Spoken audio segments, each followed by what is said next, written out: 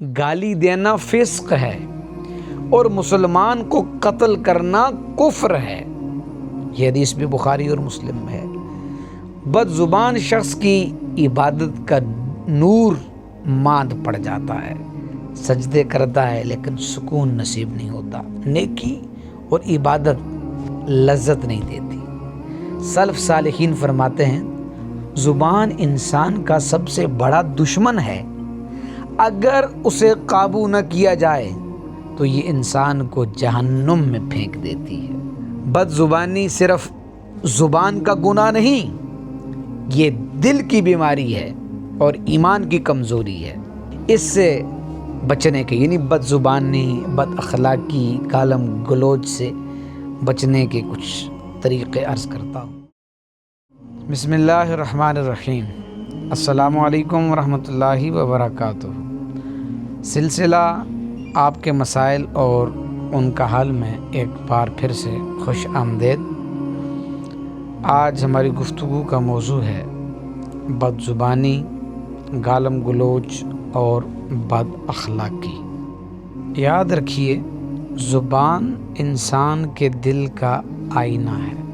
یہ زبان ہی ہے جو جنت کا راستہ کھولتی ہے، اور یہی زبان جہنم کی آگ بھڑکاتی ہے۔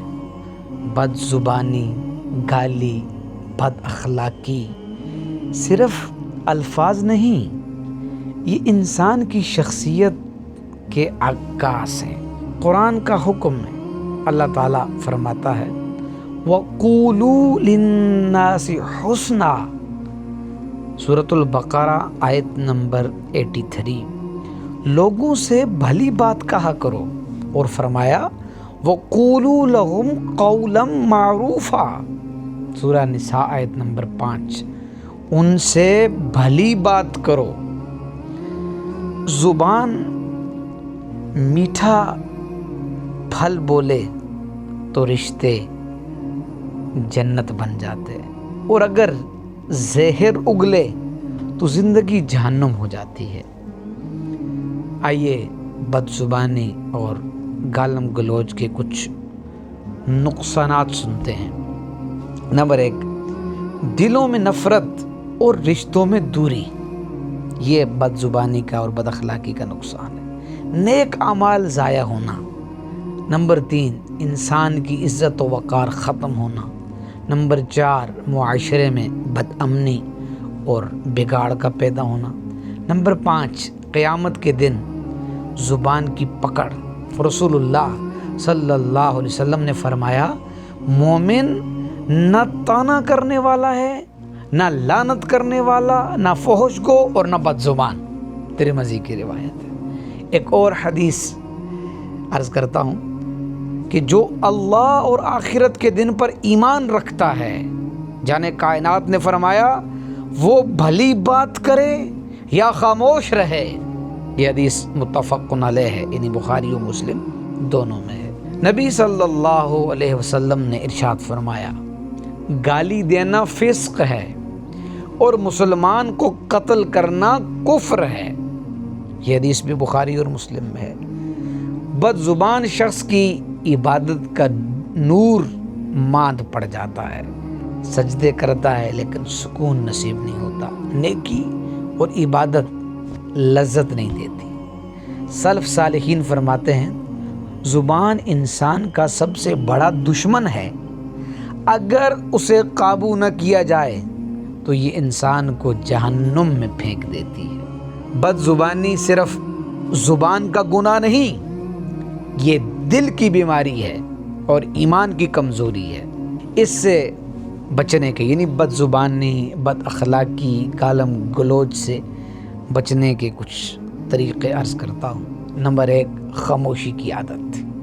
جب غصہ آئے تو خاموش ہو جاؤ، انشاءاللہ اس سے حفاظت رہے گی۔ نمبر 2، ذکر اللہ، زبان کو اللہ کے ذکر میں مصروف رکھو تاکہ فضول اور گندی باتیں نہ نکلیں۔ اس سے بھی زبان کی حفاظت ممکن ہے اگر اس فارمولے پر عمل کیا جائے۔ نمبر 3، اچھے الفاظ کی مشق، ہر حال میں نرم لہجہ اور اچھے کلمات یہ بولے جائیں۔ نمبر 4 صحبت صالحین، نیک لوگوں کے ساتھ رہنا زبان کو سدھارتا ہے۔ نمبر 5 دعا کرتا رہے انسان کہ اللہ مجھے سیدھی راہ چلا، اللہ میری زبان کی حفاظت کر، مطلب یوں یہ اگر ہم بولتے رہیں گے، کہتے رہیں گے، جو کہ زبان دل کی رفیق ہوتی ہے، تو زبان جس وقت یہ دعا کرے گی تو یقیناً ایک تو مصروف رہے گی، اس وقت میں وہ گالم گلوچ سے، بد اخلاقی سے اور بدتمیزی سے محفوظ رہے گی، اور اس کے ساتھ ساتھ پھر جب انسان یہ بولے گا تو ذہن میں یہ خیال آئے گا کہ مجھے اس سے بچنا چاہیے۔ کثرت سے درود شریف پڑھنا، یہ بھی زبان کو پاکیزہ کرتا ہے، دل کو سکون دیتا ہے۔ جو اپنی زبان کو قابو میں لے آیا اس نے اپنی جنت کو محفوظ کر لیا۔ اختتام کی طرف لے کر جاتے ہوئے عرض کرنا چاہتا ہوں، زبان نعمت ہے، اس کا غلط استعمال زحمت ہے۔ گالی اور بد زبانی انسان کی نیکیوں کو جلا دیتی ہے۔ اچھی بات کرو یا خاموش رہو، یہی جنت کا راستہ ہے۔ زبان کو کنٹرول کر لو، تمہاری تقدیر سنور جائے گی۔ میٹھے الفاظ صدقہ ہیں اور کڑوے الفاظ گناہ کا زہر ہے۔ یاد رکھو، زبان کی چوٹ تلوار کی چوٹ سے زیادہ گہری ہوتی ہے، کیونکہ تلوار کا زخم اور چوٹ وہ مول آتا ہے، بھر آتا ہے، لیکن زبان کا زخم، زبان کی چوٹ یہ بھرتی نہیں۔ اللہ ہم سب کو زبانوں کی حفاظت کی توفیق عطا فرمائے۔